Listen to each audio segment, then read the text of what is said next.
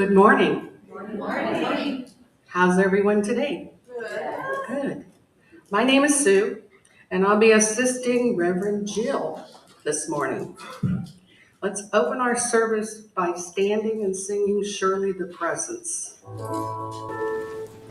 Surely the presence of God is in this place. I can feel God's mighty power and grace. I can feel the rush of angels' wings. I see glory on each face. Surely the presence of God is in this place. Surely the presence of God is in this place. Okay. Well, this is my first time up here, number one. You're doing a great job. Yeah. You don't know. And So we're going to do vision statement next. yeah.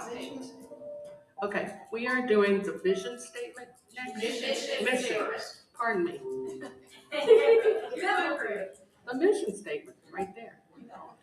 Okay, we welcome all as we create loving community, teach universal truth, practice spiritual principles, and live life abundantly. Okay. What? Now the vision. Oh, now we say the vision prayer. Okay. Okay. Together we acknowledge that the universe is safely guiding Unity of Dayton into the future. We release all resistance to change, letting go of what was and embracing the new. We believe that the harmonizing power of love is showing us the way to navigate transition. Together we walk in faith as we welcome what is to come with open minds and hearts. Together we are willing and we are ready now. Thank God, and so it is. You may now be seated. Okay, welcome. Okay. Welcome and opening prayer. We just did that, didn't we? Oh.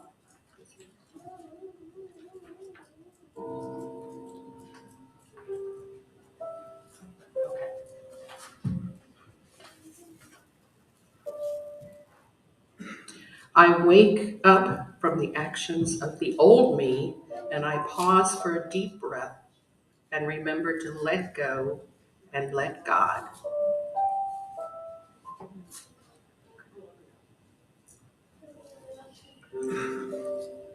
I know that God is within me. Everybody stand and sing the instrument of God.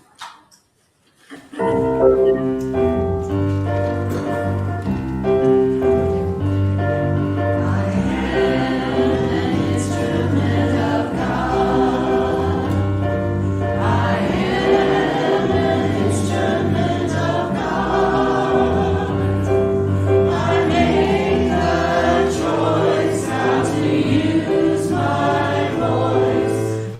I am an instrument.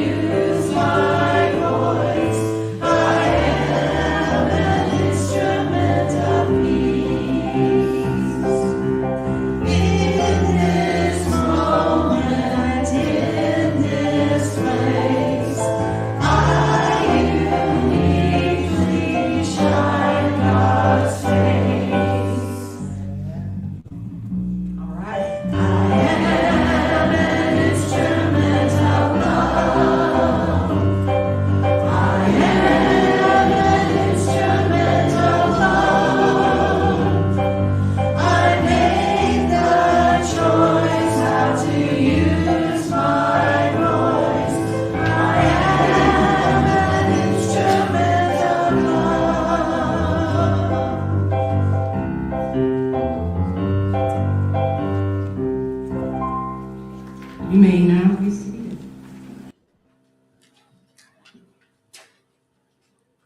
And I'm going to read from the Daily Word. Joy. I delight in small and simple joys. Joy, it has been said, comes much more from wanting what we have than from having what we want. Reflecting on this thought, I embrace the simple joys that this day offers. I enjoy my morning coffee or tea or my hot chocolate, savoring its flavor and fragrance. Walking through my neighborhood, I greet friends, smile at people I haven't yet met, and enjoy the fresh air. I find satisfaction in taking care of my home, working at my job, or helping a friend. Even if I am not with them today, I feel joy as I think of my connection with the people I care about most. I know joy whenever I look for possibilities rather than focusing on problems.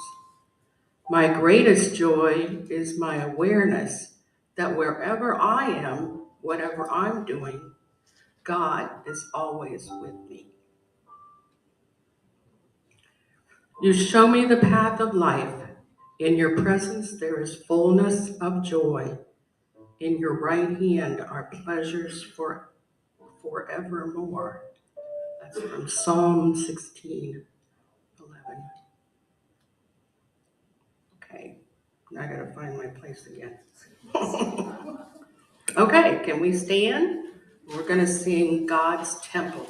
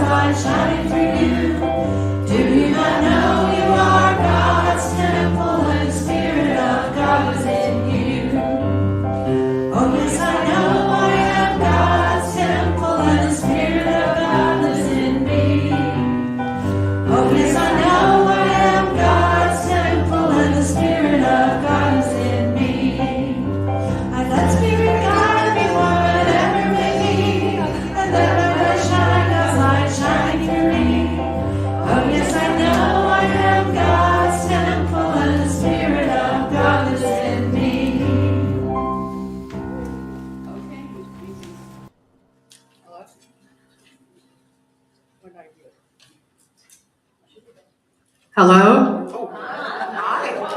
Whoa. I just turned it around. Okay. Where are We're going to welcome the visitors. Well, yes, we are. Okay. We're welcoming visitors today. Is there anyone here for the first time? Oh, welcome. Got one person over here. Very good. Okay. And the ushers will pass out the new materials for them so they'll know what unity is about. Okay. We welcome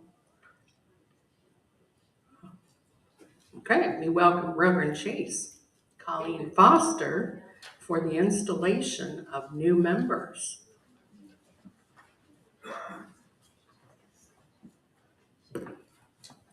You can have this if you want that. Or should I? Yeah, okay, good. All right, I'll take this one. Woohoo. You're going to hang up here with Sue? You're going to have a seat. Either way. All right, have a seat. Enjoy yourself there. First thing we're going to do is let you know who those new members are. And as you know, I am Reverend Chase. I'm a Unity Minister and a longtime member of Unity of Dayton. And Colleen Foster, our board president, is with me here today. We're representing the leadership of this community as we welcome the new members into our community. These people have discerned that the next step in their spiritual journey is to become a member of Unity of Dayton. And they are Cynthia Ambrosina. Cynthia, I don't know if you're here. If you can come on up, that'd be great. So as I call your names, you're going to come on up here and find a spot back this way. Jackie Ludakis, come on up. And Gloria Hardesty. Thank you, Gloria. And Tracy Ruckerfeld. Here's Tracy. And I see Dale, Lisa Boyston, and Dale Boyston too, and Joanne Welland. So we have quite a few people that are joining our community as new members today. Yeah. Okay. Sorry. Thank you. Wow. Look at this. Well, scoot in here. You guys are doing good. Yeah. Dale and Lisa, come on over this way. And I'll let Colleen come on up here. Okay. Almost. Wow. Does everybody have one? I think Dale does. And then Colleen will let you come. This is harder than it looks. Organizing our minds. Okay. Leadership is very excited to have these new members joining. That is the truth. When the Board of Trustees accepted your application. Oh, we need to move in. Oh, yeah. We're getting directed. Uh-oh. We're being squished together. That's much nicer. There you go. When the Board of Trustees accepted your application for membership, they affirmed that you belong. You are welcome here where universal truths are taught and life is lived abundantly.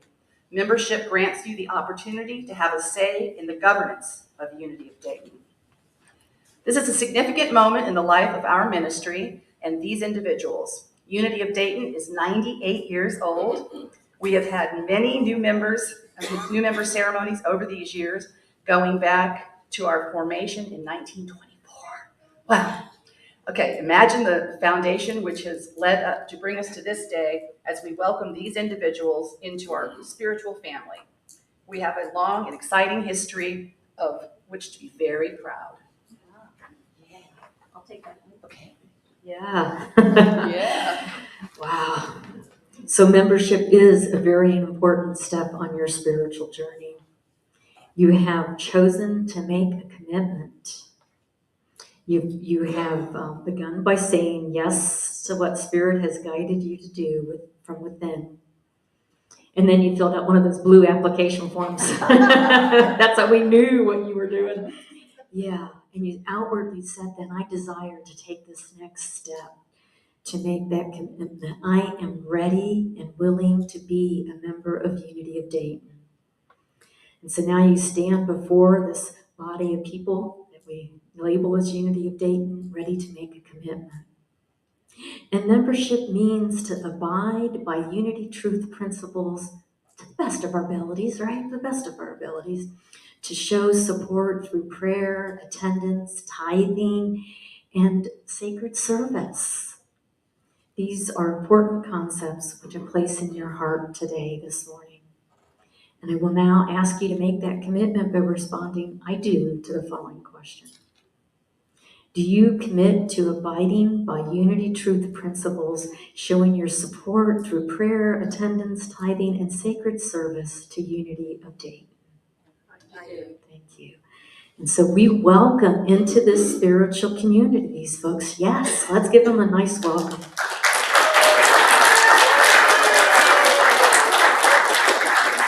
And there's just a little bit more. Hang in there a little bit. I'm not at all excited about this. I love these people, every one of them. All right, we live in community and we each rely on others to support us as we set out on our new journeys. Many of you have stood up here as new members and you know it is a significant step for you. I ask you now as members of this community to also respond to a statement of commitment to these new members. Please respond to my question with, we do. Do you, the congregation of Unity of Dayton, commit to supporting these new members as they strive to abide by Unity truth principles and show their support through prayer, attendance, tithing, and sacred service? We do. It's official. So we're going to bless these guys using our unity blessing, and I believe it's on the bulletin slides there. And I'll say it first here just so you guys are all familiar. We love you, we bless you, we appreciate you, and we behold the Christ in you, as you. And so let's do that together. We love you, we bless you, we appreciate you, and we behold the Christ as you. Thank you. Welcome. You guys can be seated. So,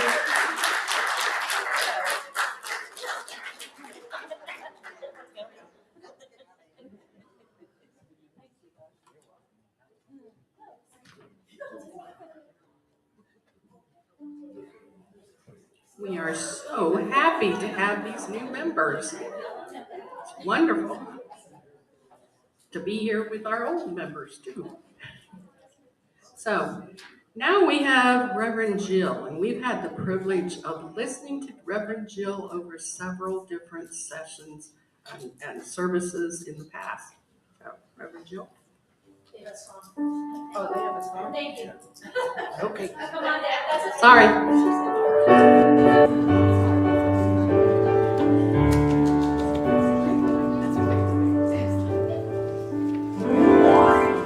What would I do if I knew that I could not fail? If I believed the wind would fill up my sail, how far could I go? What could I achieve? Trusting the hero in me. If I were brave, I'd walk the razor's edge, where fools and dreamers dare to tread. I'd never lose faith, even when losing my way. What step would I take today if I were brave?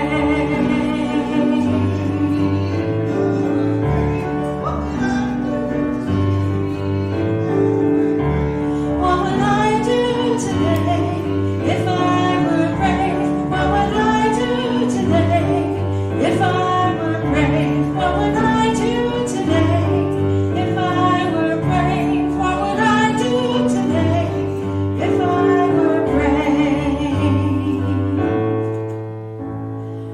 What if we're all meant to do what we secretly dream? What would you do if you could have anything? Like the mighty oak sleeps in the heart of a sea, there are heroes in you and me. If I were brave, I'd walk the razor's edge, where fools and dreamers dare to tread, and never lose faith, even when losing my way. What step would I take today if I were brave?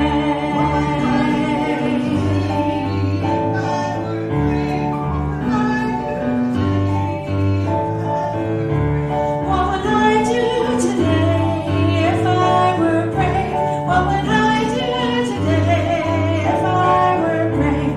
What would I do today if I were brave? What would I do today if I were brave?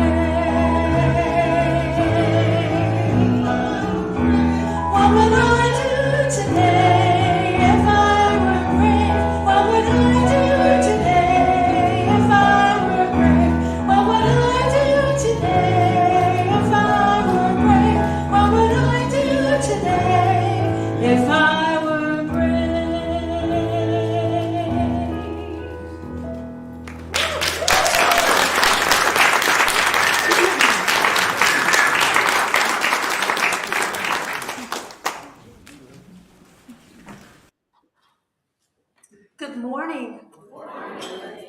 So I want to share with you how fabulous this band is. So hold your applause for a moment. So I don't know if you know this, but as a speaker, sometimes we submit our talk titles 3 weeks in advance. The music team plans. 3 weeks in advance, I really don't know how I'm going to be this week, right? So I come up with a talk title. Joy and I communicate. And as this took its turn, sometimes it takes its turns, topsy-turvy. So early this morning, as I was practicing and I read over it, this song came to mind as perfect. I said, oh gosh, I don't know about this. I'll work it in somehow. And I hate to put any music team in turmoil, because it's a turmoil when I call at 9 o'clock and go, guess what? So usually in the church I serve, I will bring a DVD or, play it, so I don't have to turn everything upside down. But I said, you don't have to do this. And she was in the car, so I go, darn it, I missed her at home because she might have sheet music at home or something. So I called Joy. Hi, guess what? So she said, we'll see what we can do. And so they did it. Can you believe it? Thank you so much to you all. It was beautiful. It's one of my favorite songs. I think it's very inspiring, and we'll talk a little bit about that today. I'd also like to congratulate and thank Sue for stepping out and being brave today, right? Everybody has a first time. Is that not true? And then to the new members, weren't you brave today to commit to your spiritual journey? So while I'm talking about brave and courageous, I can talk about the board, as courageous as they are in this time of transition, Reverend Chase, everybody that makes this spiritual community special. So thank you to each and every one of you for being here to make this a meaningful experience. And I mean also our online community, as well as those Unity of Dayton members that aren't here today. We are all community, and we are all part of this space and time, this community known as Unity of Dayton. Yay. So thank you. All right. So for me, it was one of the classic, dear Lord, what am I doing here moments. Have you ever had one of those? This is, in my mind, what about this was a good idea? And why did I say yes to this? And I stood there wondering, this was back in like 1991, I stood there wondering if there was a back door where I could slip out and nobody would notice that I slipped out. Before it was apparent to everyone that I had frozen on the stage, could not talk or communicate. And then I looked over my prepared remarks again, and I thought, wow, this isn't very good writing. And will it convey our sentiments? You can't say this out loud. And then it's like lightning struck. I woke up to those little pesty negative voices in my head, the committee, that I work constantly at, quieting. But the committee was taking over again, and I would not have it. There's nothing like firing me up with, okay, screw you, committee, I'm going to go after this, right? So I gave myself this like metaphorical slap in the face, and I commanded myself to quit ruminating and get on with it. And I summoned up this little bit of wisdom that I tucked away. And I was like, okay, let's get this underway and act as if you are at ease and know what you're doing. Act as if. So, all right, I didn't know what I was doing there, but I'll act as if and I'll see what happens. So then I thought, well, why not involve God in this, right? It's come to that. Let's just kind of turn it over. And wow, I've come to that. So within moments, I took a deep breath, a calmness came over me, and it was my time to walk up to the stage, stand in the darkness with a spotlight on me, speaking before 500 people. I was at Case Western Reserve's alumni meeting for the induction of new members, and my father, who had died a half a year before, was being inducted. And so it fell upon me to accept the award and to give those sentiments.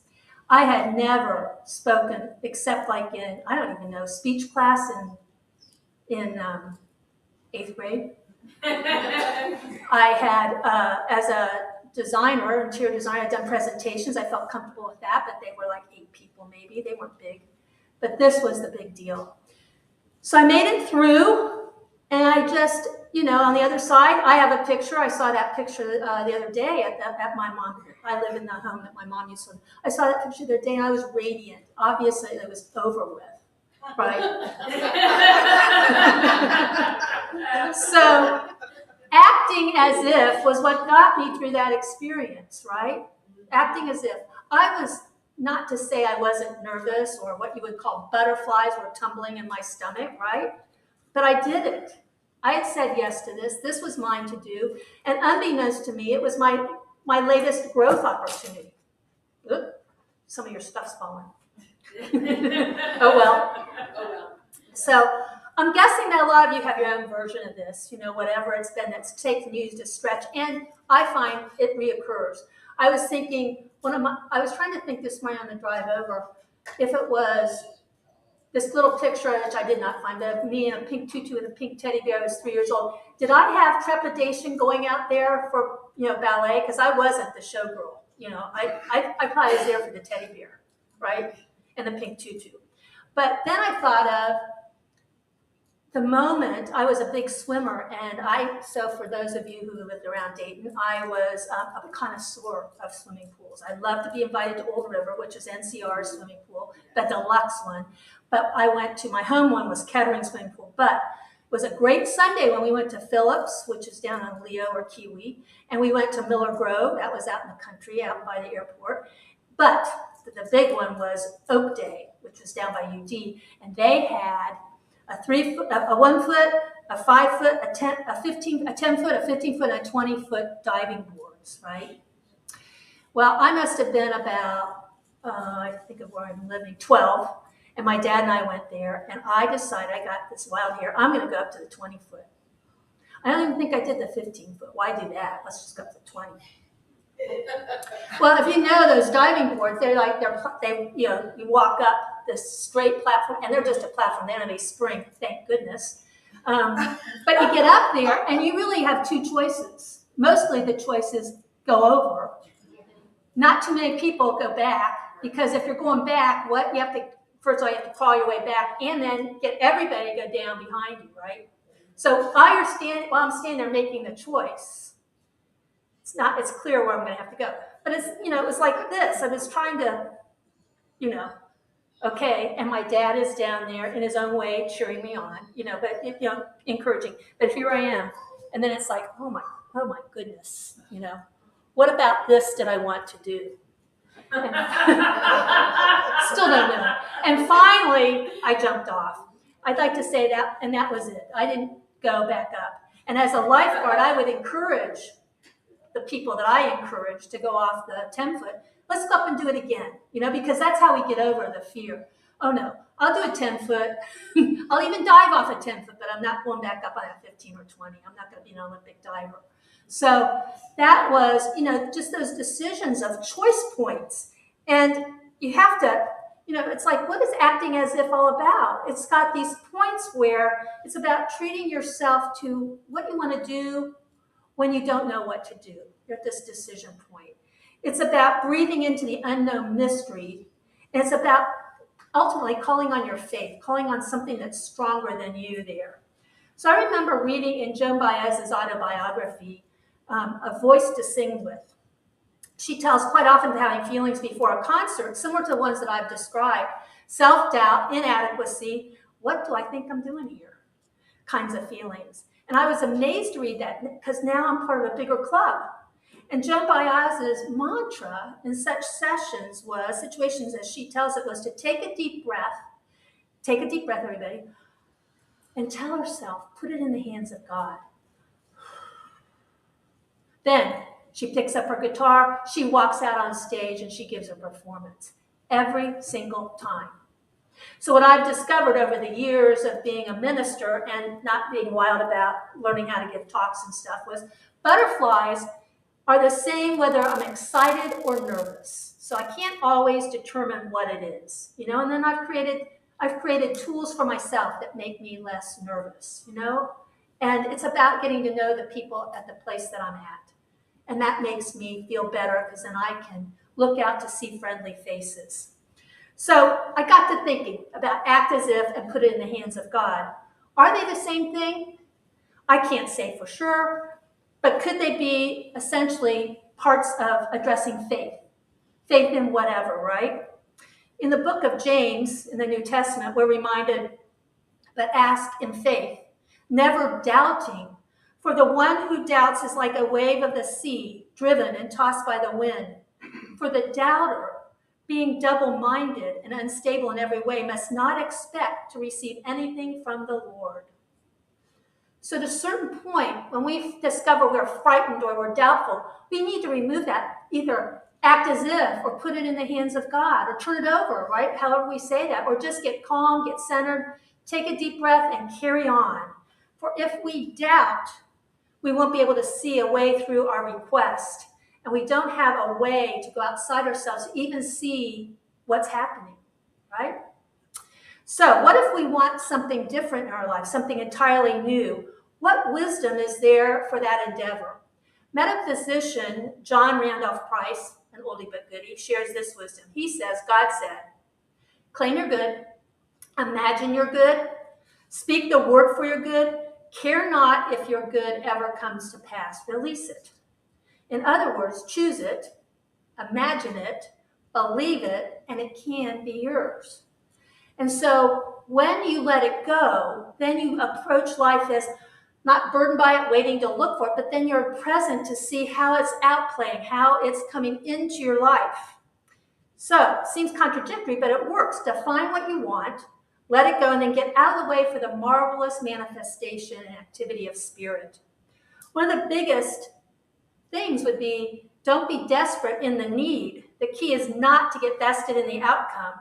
And you may have heard this in unity, this or something better. Have you heard that? Where we're praying and we go, so let it be so, this or something better. We don't know what that better can be because we're restrained by what we think this is. And there's a universe abundantly ready to provide. So Friday, I watched the film, it's a 2015 film, Brooklyn. Have you ever seen it? Brooklyn. This is the third time I've watched it. And this is where this talk took its tipsy-turvy turn again. Oh, Brooklyn, that would be, I bet you that film has some act as if in it. So I loved it again. And there's things I forgot, so I enjoyed seeing it. And I knew it had inherently in it some act as if. And the story starts in Ireland in the 1950s. And our main character's name is Ailish. And she is the youngest daughter in a family that right now is her mother and her older sister. And in the 1950s, the outlook was bleak in Ireland for young women that were bright. Her sister had a job, but Ailish was not able to have a job. And it was very depressing, and there was just nowhere to go. So her older sister, who was a bookkeeper, had a connection. She played golf, and she played golf with everybody in town, and everybody loved Rose. But Rose found this priest who was in Brooklyn, and the priest sponsored her sister to come to Brooklyn to live, found her a place in a boarding house, and then got her a job at a department store in town. So it's a story of, living in the 50s in Brooklyn and all the girls that were in the boarding house.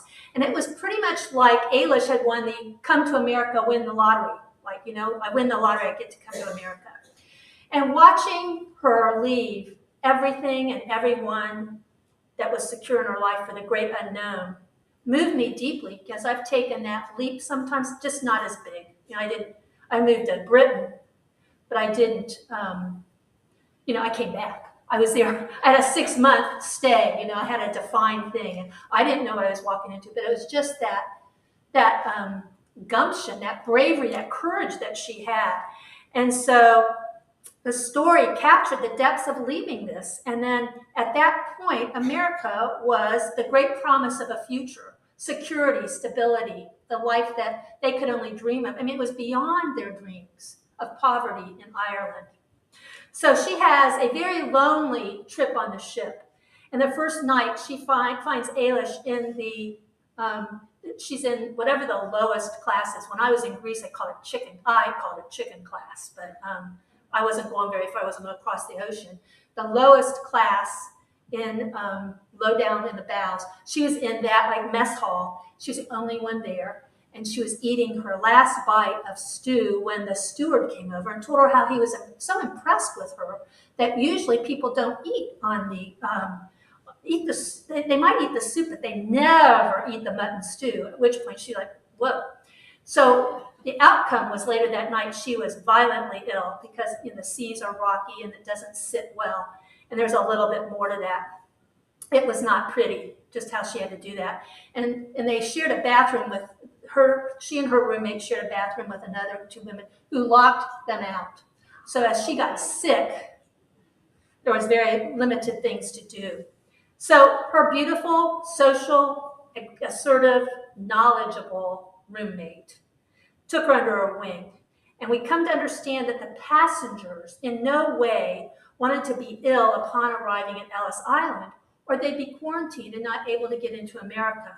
So with help, her roommate whips Ailish into shape. And here's some of the tips she shared, which can be applied to life. Don't look too innocent.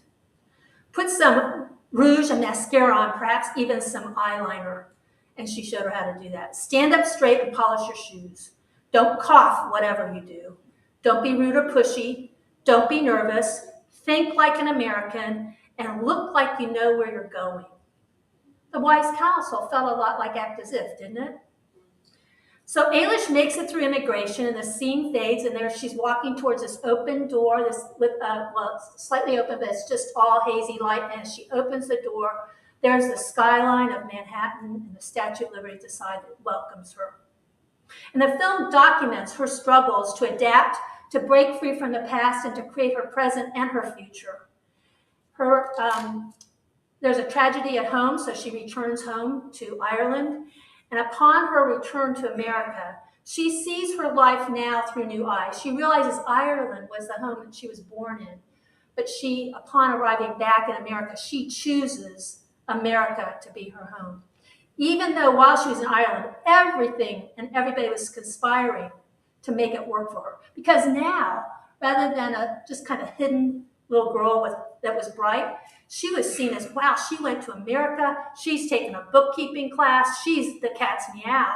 All kinds of opportunity came to her, including, this boyfriend that was inheriting a huge home from his parents. All kinds of opportunity were there for her.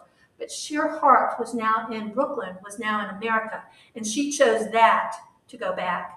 So she's riding, she's on the ship back to America, and she's standing there. I think, they had nowhere to go, so they stood out by the rail and looked at the ocean. And behind her, and she is transformed visually in this film, transformed in many ways, but she's looking out at the sea, and behind her, this young woman says, what's it like in America? Is it like Ireland? Yes, but Ailish wouldn't even look at her for a while, and then she turned to her. And after the young woman said, do you have any advice? And now it was her turn to share the wisdom. And she pauses and she looks at her and she says, you are not to eat on the boat. And the girl wasn't really hungry. Eat after you get through immigration. When you get to immigration, keep your eyes wide open. Look as if you know what you're doing. You have to think like an American. You'll feel so homesick that you'll want to die, and there's nothing you can do about it apart from endure it. But you will, and it won't kill you. And one day, the sun will come out,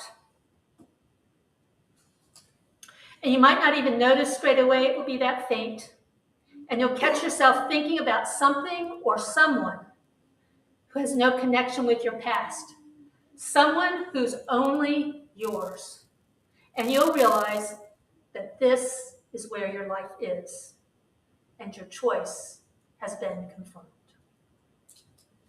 So act as if. That's what that whole movie was about. That's what it is for many. If we take that movie, immigrants, right? To have this dream. That's the way it is for many of us who have dreams here, that we get into a job that we don't know what to do. Okay, act as if. Step up to it. Somehow you got the job, right? Or maybe you aren't. Maybe you're on this side of getting the job that, put on the big girl shoes and go in and get the job. So go for what you want and act as if it's so. Rise above the fear and doubt and do it anyway. So choose, imagine, believe in, claim, and act as if. So what if there is something right now that you really yearn for, or really, really, really would like to have come true? Let me offer you a few examples. Might assist you. So, and there's a bit of visualization needed for this, but you imagine when there's something you're yearning for, imagine the feelings as if it is already yours. So you might imagine something that seems unreachable and you're like, oh God, I can't do that, or whatever insecurities come up and those icky feelings and doubt are there, that's not going to serve you very well. But what if you project yourself there and imagine how it feels? So if we were to take, Ailish, what would it be like to live in a place where I have my own livelihood, I get to have some freedom, I can go date, I have my own money, whatever. But what would I feel like? What would freedom feel like? So you imagine what the feelings are. Imagine. And then here's one that maybe we can all relate to. You might be at the end of you might be here ready to pay bills, and you're at the end of the month and you realize you have more month than bills to pay. Money, right? So you're gonna have to adjust it. So this is a suggestion. You write the checks, record them in your check register if you still do that, put them in the envelope, put a stamp on it, bless them, let them sit there, do everything except mail them. And then feel the satisfaction of having enough money to pay the bills and send them off. Even if you've never had that experience, let yourself feel how that might be. And it's a wonderful feeling. So you continue, enjoy as if the bills are already paid, and don't let doubt creep in. And then see what happens. See what happens, because we've shifted our whole consciousness and our way of being from lack and what we don't have to what we do have, and affirming the good. Over and over again, God says, prove me herewith. In Malachi, see if I will not open the doors of heaven and the windows of heaven for you and pour down for you an overflowing blessing. A blessing so wonderful that it's hard to imagine beforehand until it's manifested. So our eyes can be open to all the goodness we want. Perhaps it's a loving relationship you want.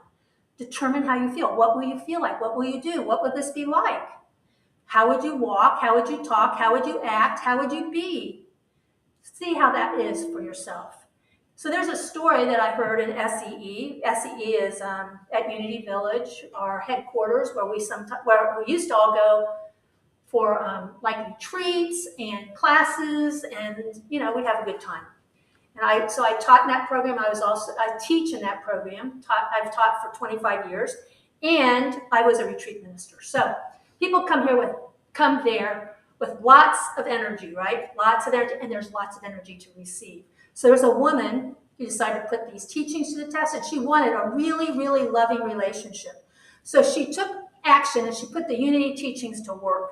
She began by, this is her own adaptation, writing perfume-scented love letters to an anonymous lover. And as time went on, she became so enrolled in her program that she found herself strolling by a store with wedding dresses, and she went in and she bought them. She was going to have a relationship, don't you think? Well, not long after, she met a man, and they created a loving relationship, and they got married. And then she returned to Unity Village with her man. A little disappointed that we didn't have the big old dances she had before, because she wanted to show her man how great Unity was and the dances. But what about her acting as if, getting ready? She was there. Maybe there's disharmony in one of your relationships. How would we correct that? Act as if there's harmony, and act as if all is harmonious. Take on the feelings of harmony, and what happens? That also goes to if you find yourself in a relationship where you judge the other person for something. Don't you know the other person feels your judgment whether you say it or not? I mean, I think you've had that. I've had that, where you can feel that somebody's feeling that. Give it up. Give it up. Give love and appreciate everything about them. And here's the deal. If you don't do that, if you can't do that and appreciate everything about them, figure out what you're going to do. Maybe this isn't a good place to be if all you can do is judge the other person. So in Mark, so I tell you, whatever you ask for in prayer, believe that you have received it and it will be yours. This message incorporates action from the present moment to the future, and we can make a conscious act and claim our good. So I invite you to go forth this day, open to the impulse of good, the love of God, the outpouring of hearts. Go forward knowing that your heart's desire can be yours. You can act as if, you can put it in the hands of God, you can find it, but the truth is, it's all within you right now. When we're acting in the fear and the doubt and not knowing we're outside ourselves, we just need to pause, take a deep breath, and let it be. So as we move towards this time of meditation, I invite you to get comfortable in your seats.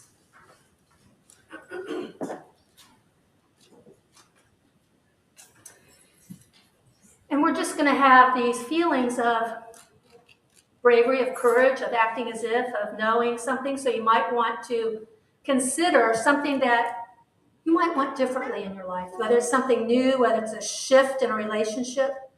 What might that be? Just keep that in your mind. And I want you to make these words I share those of your own. What would I do if I knew I could not fail? If I believed, would the wind always fill my sail?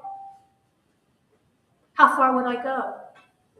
What could I achieve, trusting the hero in me? What if we are all meant to do what we secretly dream? What would you ask if you knew you could have anything? Like the mighty oak sleeps in the heart of a seed, are there miracles in you and me? If I were brave, I'd walk to the razor's edge. Where true believers dare to tread, I'd never lose faith, even when losing my way.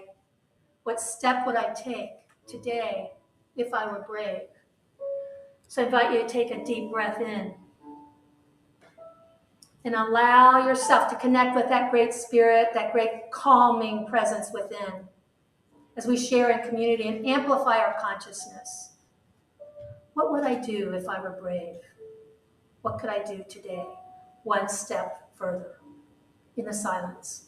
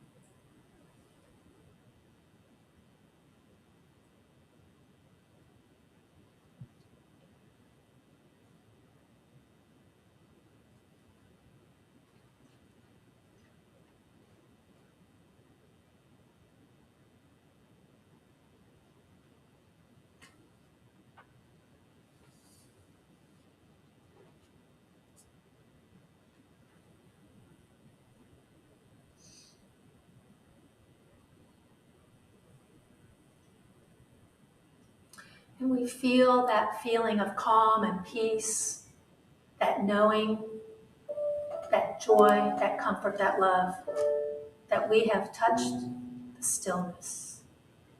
We say, thank you, God.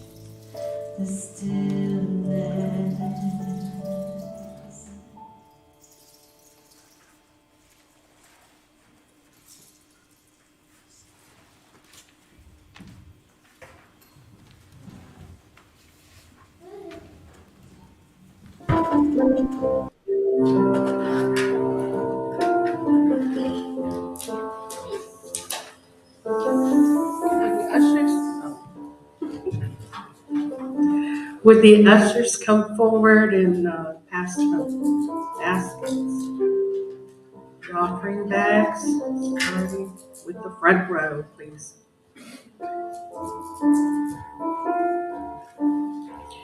And we affirm divine love through me, blesses and multiplies all that I have, all that I give, and all that I receive. The offering music is I'm so grateful.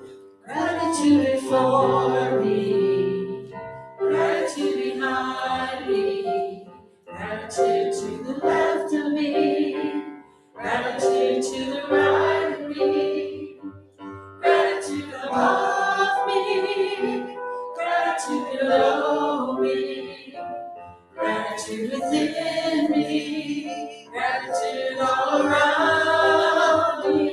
I'm so grateful. I'm so grateful. I'm so grateful. I'm so grateful.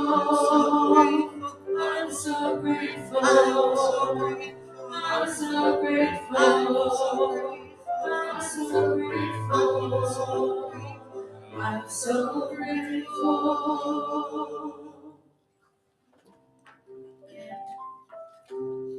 We invite Rev Jill to bless the offering. Come on, bless them. Come on. Give me hands. Come on. Join in this blessing. Warming it up. So first we say thank you. Thank you, God, for providing this prosperity in my life, the receiving, the giving, the abundance, and the ability to provide a tithe to this church, this spiritual community is so important to each of us. We are grateful. And in the words of Meister Eckhart, if there's only one thing you say, let it be thank you. So we say thank you, God. Amen. Amen. Okay, now it's time for announcements. And just wanted to let you know that we are having a gospel choir, and you are invited to join Unity's gospel choir. And I will let Joy Davis give you more details. So for the next 3 Thursdays, we'll be rehearsing for a gospel choir performance for the November 6th service. And it's great fun. You do not have to read music, although you can if you want. But most of what we do is kind of rote and by ear, so it's a lot of fun. I have CDs of the music so that you can listen to it before the first rehearsal if you want. And it will be a real long rehearsal. It's usually about 30 minutes. Maybe the last rehearsal will be a little tiny bit longer. But 7 o'clock on Thursdays, and then for the service on November the 6th. So I hope you'll be brave, right? And get out there and take a CD. Okay. Come with us for a mystical afternoon on Saturday, October 29th from 1 to 6. Experience amazing modalities, including an intuition workshop, theta healing, applied kinesiology, and reflexology. And I also heard there was a spoon bending session. Okay, $50 at the door covers the entire afternoon. Our holiday craft bazaar will be held on Saturday, November 12th from 10 to 4. You can reserve a table now. If you love to bake, please sign up for the bake sale. It's out there. Unity's inclusive men's group meets on the second Saturday of the month at Unity of Dayton from 10 to 12, the second Saturday of the month. Get to know each other better by meeting for fellowship, fun, and discussion. Please contact Greg Foster, who is one of our ushers today, for more information. Venus Rising, a Zoom woman's book study, begins on Mondays from 10 to 12. This gathering is open to women searching to discover their inner spiritual wisdom. They are currently studying the 4 agreements. And for a Zoom invite, contact Victoria Haran at lifecoach11@hotmail.com. Look for more classes and events in the bulletin, our weekly newsletter, and on Unity of Dayton's website.